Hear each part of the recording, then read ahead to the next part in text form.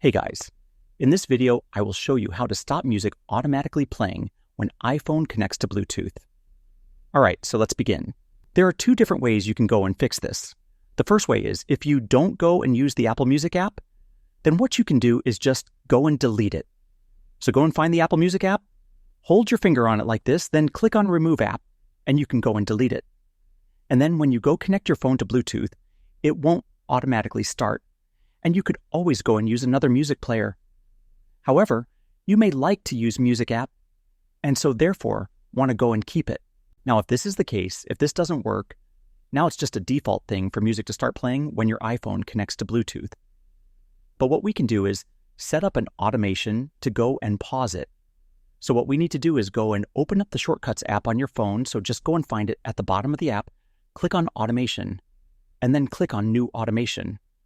And then what you want to do is search or scroll down and click on Bluetooth to start with.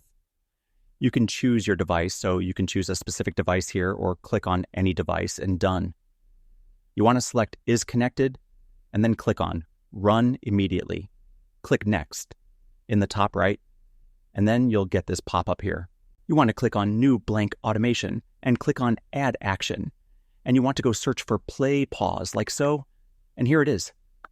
Go and click on it and play pause again here, and make sure pause is selected like this, and then you can go and press on done.